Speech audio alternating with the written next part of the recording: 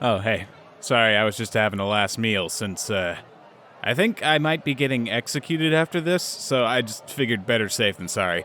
Anyway, so you might have noticed this if you've watched my videos before, but I am an introverted guy born between 1998 and 2006 who loves animation adaptations and comics, so is it really a surprise I like Scott Pilgrim? I feel like that's kind of the same as meeting a Persona fan who's never played the games. It sort of comes with the territory, right? I mean, everyone's had that experience of finding the film for the first time and going like, wow, that's not how movies look. There's like gaming references and nerd shit, and is that boy a girl too? Oh my fuck! And then they start cursing Ewan McGregor's name for being with Mary Elizabeth Winstead. Like, some people are obsessed with Versus the World to a very unhealthy degree. They mold their entire identities around it. It might actually be as bad as, if not worse than JoJo fans. And, you know, as someone who's been down that rabbit hole of buying the soundtrack on vinyl and that stupid, overpriced, limited-run games thing for the beat-em-up, I'll be the first to say I totally understand it. Versus the World is just one of those movies that awakens something in you, both for better and most definitely for worse. It's got style bursting from its chest at almost every possible moment. The music's great, the editing's clean, the fights are dynamic and slick in a way that nothing else really compares to. It's funny, relatable, has an interesting premise and story and characters,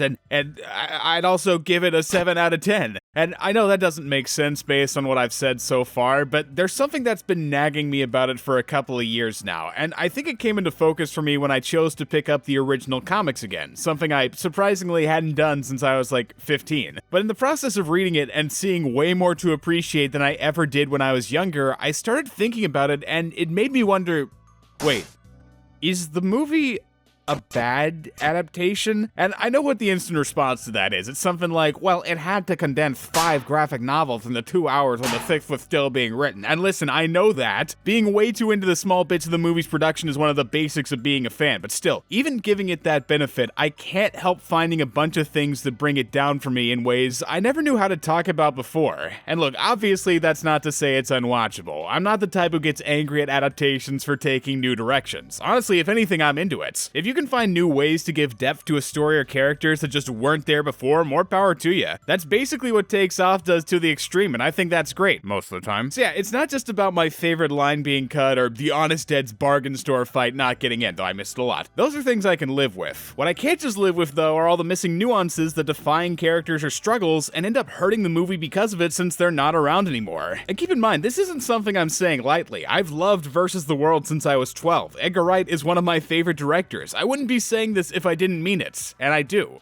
Because Scott Pilgrim vs. the World isn't really a good adaptation. Actually, it's kinda bad, and that has direct consequences on its quality, including on the man himself. See, let me ask you something. Who is Scott Pilgrim? Just as a person, I mean. What's he like? Since the movie gives us an answer for that, one that it tries to impart constantly across itself, but it never quite lands exactly how it's supposed to for one specific element. You know, some parts go without saying. He's a loser, a dork, someone who doesn't consider people's emotions since he's too caught up in his own little problems. In other words, he's an average 20-something. But there's one thing the movie says that just isn't believable at all. That he's a lady killer. And I'm not saying that because of his looks or whatever, I'm saying that because everything about this version of him just oozes insecurity, which, to be fair, by itself isn't technically a wrong characterization, since Scott is a very insecure person, but the problem is, he's not supposed to realize it. Like, in the comic, if there's 3 things that define Scott as a person, it's his dorky sincerity, his crippling insecurity, and his totally unwarranted confidence. I mean, this is the guy who's introduced through the notion that he's dating a high schooler and has zero shame about it. It's a central part of his character, and it's kind of necessary to explain how he got where he is at the start of the story. Just think of it like a formula. For Scott to be where he is when we're introduced to him, he needs his dorky sincerity for a charm that draws people in, insecurity that keeps him emotionally distant, and confidence that puts him in shit while still keeping him approachable. It's a perfect balance for making someone who's kinda lame and as a friend would get on your nerves, but also who's hard to hate or not want around. But the movie decides to throw this balance off by getting rid of his confidence for even more insecurity. So So even when it says he's been with girls and we literally watch him bagging Ramona, it seems kind of forced. Which, okay, that's partly because they cut most of their date where we get to see their chemistry and why they connect with each other, but that aside, this guy just doesn't feel like he'd have the confidence to ask a girl out when she comes to his door, or see her in his dream and say, so does that mean we can make out? Like, they try to play it off as just pathetic and awkward, both things that Scott has the capacity to do, but there's no hiding that doing it in the first place takes confidence, and this guy just doesn't project it. He is a weenie. So whenever they try to put this guy in scenes that require confidence, I don't see Scott Pilgrim, I see Michael Cera in a Scott Pilgrim cosplay. And I'll be so honest right now, I like Michael Cera. He's a quirky little goober of a guy, and he plays shy, funny awkwardness better than almost anyone I can think of. But you can just feel how the movie's bending Scott to make it work for him, and in my opinion, it doesn't, which is especially noticeable in a movie that's otherwise so perfectly cast. I'll give him props for the times he really lets loose when he's mad, so it might not even be his range as much as him being typecast and directed that way, but however it happened, he doesn't embody Scott. And if it's not his performance's fault, it's definitely his character arc, which isn't nearly as meaningful or interesting as it was in the comic due to the fact it's barely present. I mean, Scott's arc in the movie is hardly even an arc at all. It's more like, I'll be this way for most of the movie since there's not much time to develop me and then I'll learn a lesson at the end. You know, Scott spends 4/5 of the thing in the same place as a person since there's nothing to make him seriously change, but then he gets a glimpse of where his choices lead, and that helps him learn to be 1, less of a chicken shit for the sake of everyone around him, and 2, more willing to fight for his own sake instead of tying his worth to a partner. And it's a fine enough message, if a little basic, but honestly, for the second part especially, it doesn't quite read like it was the big thing the film was building to. It reads like it was tacked on at the end in case they didn't pick the original ending this was clearly intending, which is the one where the person he should have been fighting for isn't himself, but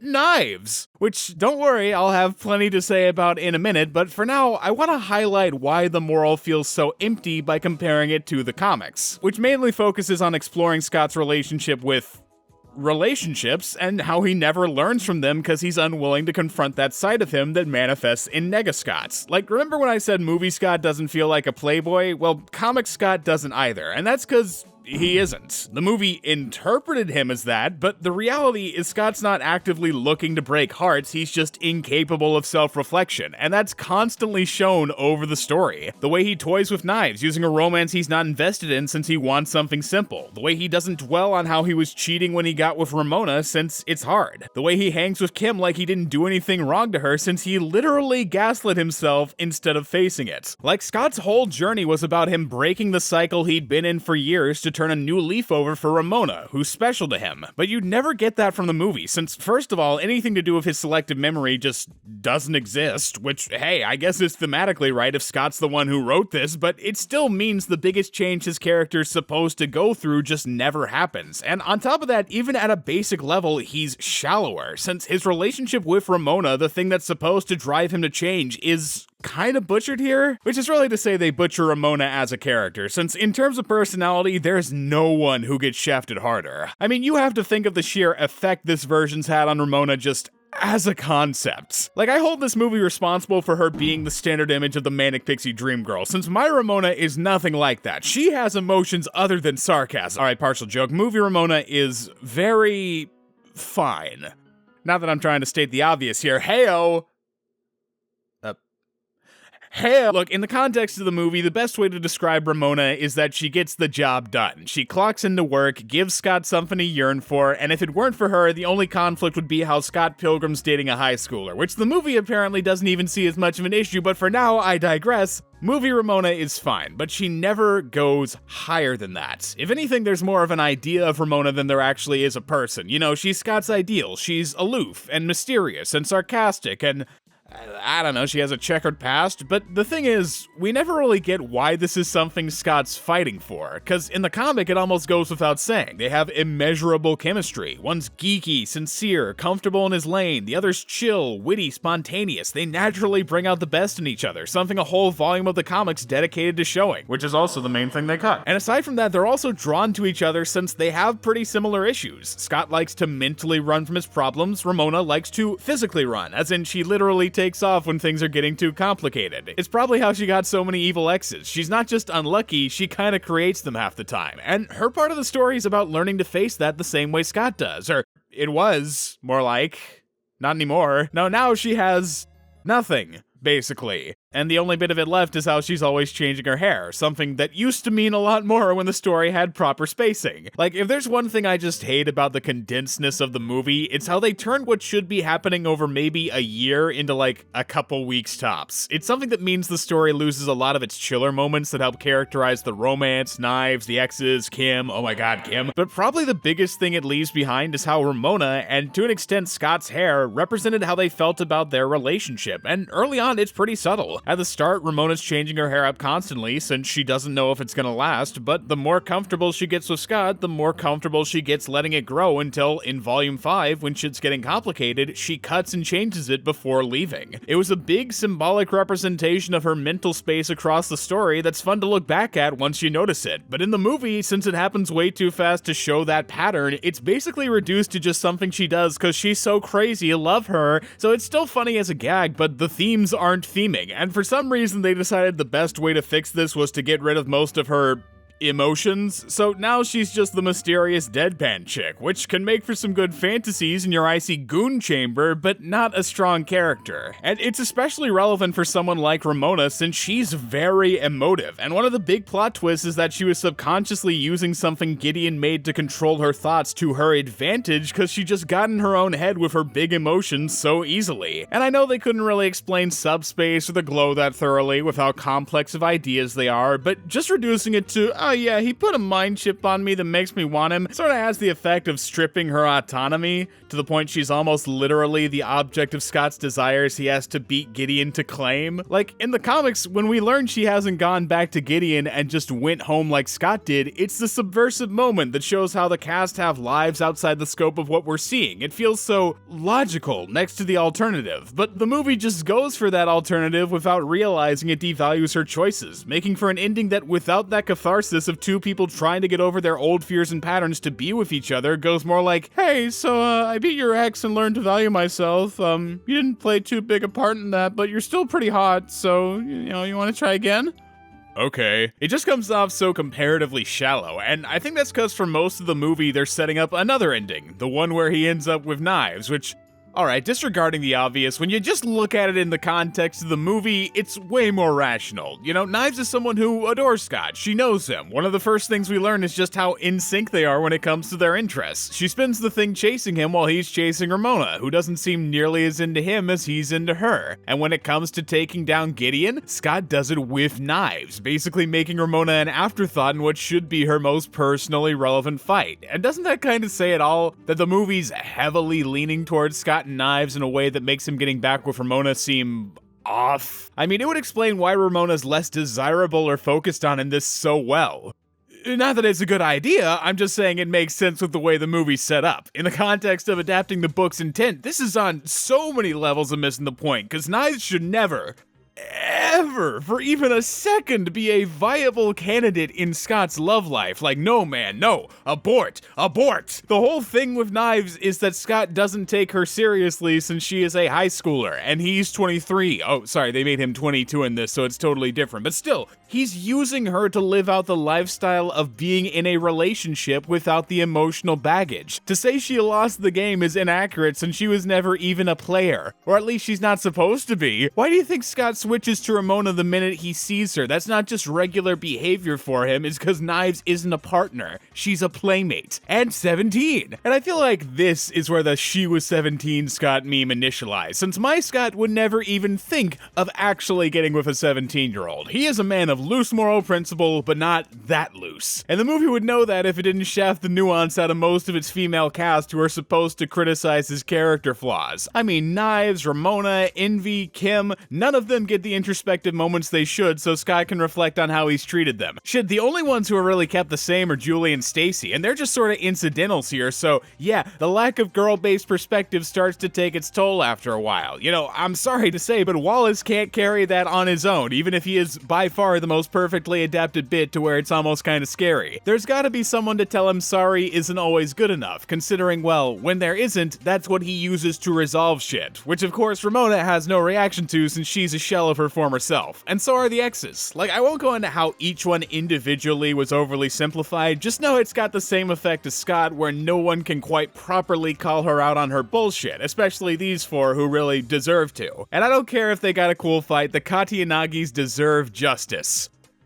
The fight's still pretty cool though, it looks amazing. But actually, now that I'm saying it, that's another thing that rubs me the wrong way about the movie now, since I think people get so caught up in the awesome presentation, they don't realize it doesn't have quite the same substance it used to. Not that I'm saying the world of Scott Pilgrim isn't fantastical, it is. There's plenty of shit that's basically high concept sci-fi or style for style's sake, but one thing the movie just totally seems to miss is that all its video game aesthetics are just a filter for how Scott specifically sees the world. That doesn't mean the fights aren't happening or this isn't real. I'm not trying to posit the Scott dreamed of dating a high schooler theory. I'm just saying the reason for XP bars, engages, and combos and so on, that's just Scott's perception of it since he sees the world like a game. One where everything's simple and straightforward and easy to quantify. A world where he's the hero, whoever he's fighting are the bad guys, and Ramona, or pretty much any girl he's with, is the princess waiting to be rescued. It's how he can turn the story of him beating up Kim's nerdy boyfriend into this epic where he goes through a school of jocks to save her from the shadowy boss character. And it's not hard to see why. Games are an escape for him. They're a big part of his interests, what he models his dreams after, what he clings to when he's reeling. It's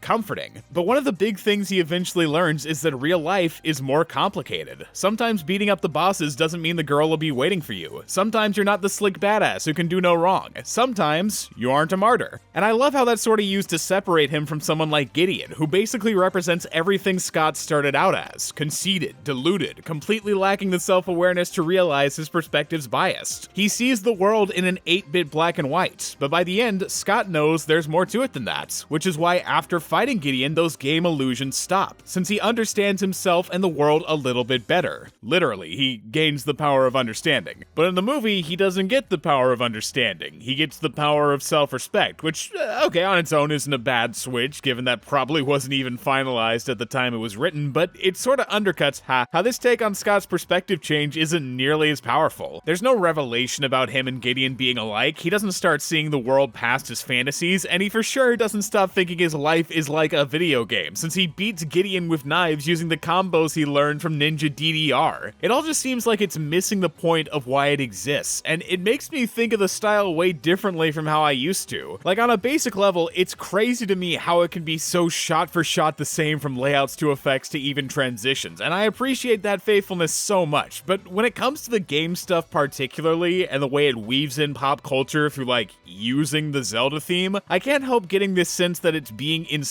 without knowing what it's there for. I know this comparison might get me some snipers, hey, what's a few more at this point, but it kind of reminds me of how Zack Snyder adapted Watchmen, where, you know, technically speaking, the pieces are there, the dialogue's the same, the references match, the whole thing's clearly made with love for the source, but there's also a certain love for shit that's not intended in the text. Like how Zack Snyder knows Watchmen's a deconstruction, but he still frames Nighthawk and Silk Spectre as cool and not weird for them as these big costumed freaks beating up a bunch of regular guys in an alley. It's just because Snyder has this love for action that takes away from the scene since he doesn't quite get the subtext. And it's kind of the same here for Edgar Wright, since he knows the books use game stuff and makes that a big part of the vibe with new references, fan service, trivia, turning the Universal logo into pixel art. It's all very geek accessible, but that wasn't the only thing Scott was about. I mean, sure, it appealed to geeks, but it wasn't pandering. The way it used references felt like a natural extension of Scott's interests, and it also wasn't purely a gaming thing. Scott referenced movies, bands, comics. He had a wide range of interests that went way beyond just a gamer,